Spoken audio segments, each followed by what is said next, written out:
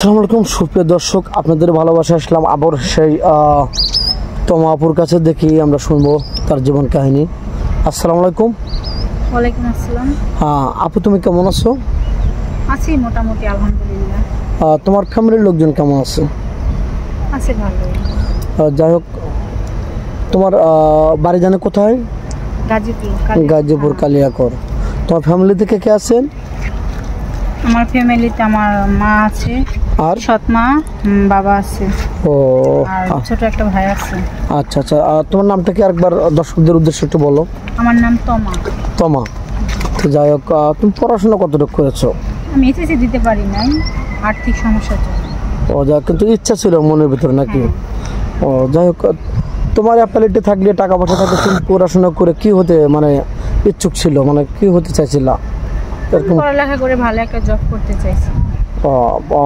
মাকে বা বাবাকে আগলে রাখতে নাকি? আমার তো বড় ভাই নেই। আচ্ছা বাবাকে একটু হেল্প করতে। আচ্ছা, তোমার আব্বু কি করেন?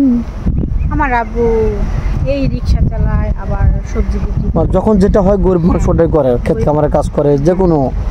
যাই হোক, তোমার ভাই বোন কজন বলছিলে? আমি একাই, আমার সৎ মা আর সৎ ভাই আছে একটা ছোট। বুঝছো, তোমার মায়ের পেটে তুমি একাই, তোমার পক্ষে তুমি একজনই।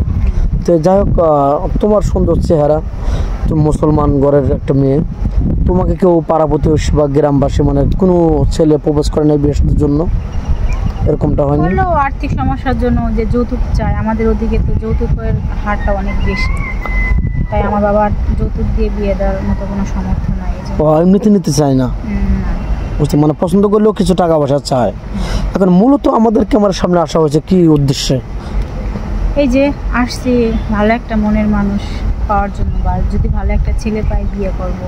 আমার বাবার 5 টাকা খরচ করে বিয়ে দেওয়ার মতো সামর্থ্য নয়, সেজন্য আপনাদের শুনছি আপনারা অনেক অসহায় মেয়েদেরকে বিয়ে সাথে দিয়ে দিচ্ছেন। সেজন্য এখানে আসছি যেন আমিও একটা ভালো একটা স্বামী পাই, তার হাত ধরে আমি সারা জীবন থাকতে পারি এবং সে আমাকে অনেক ভালোবাসতে পারে, আমিও তাকে অনেক ভালোবাসতে পারি।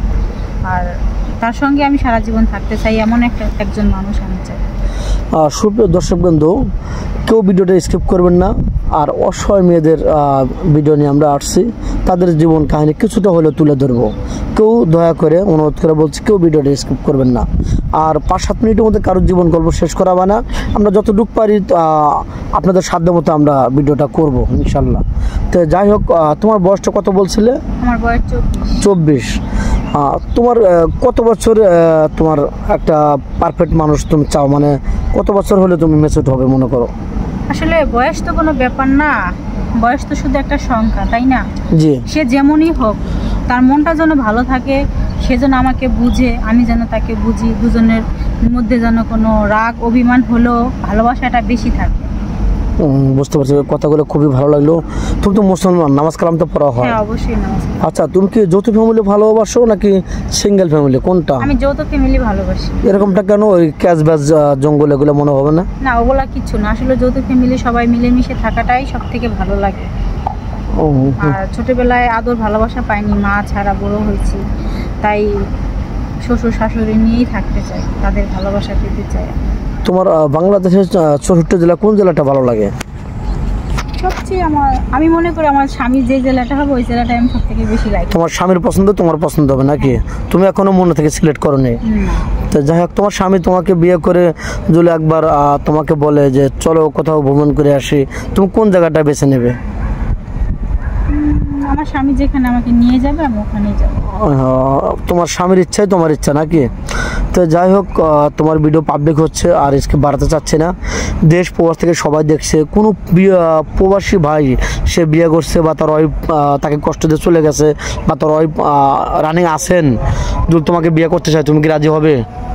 তার রানিং থাকা অবস্থায় যদি তার বউ অনুমতি দেয় আর সে যদি 2টা বউ চালাতে পারে তাহলে রাজি? তাহলে আমি রাজি। আচ্ছা, স্ক্রিপ্টটা বাড়াতে যাচ্ছি না, তোমার নাম্বারটা স্ক্রিনে দিয়ে দাও। সরি ভাইয়া, আমার কোনো ফোন নাম্বার নেই। মেয়েটা কোনো ফোন নেই, আমাদের নাম্বার দেওয়া থাকবে, মানে ইউটিউব চ্যানেল কর্তৃপক্ষের নাম্বার দেওয়া থাকবে। কেউ ভিডিও কল দেবেন না, অডিও কল দেবেন। ভিডিও কল দিলেই ব্লক করতে বাধ্য হব। ভালো থাকবেন, সুস্থ থাকবেন, সবার জন্য এই কামনা করি।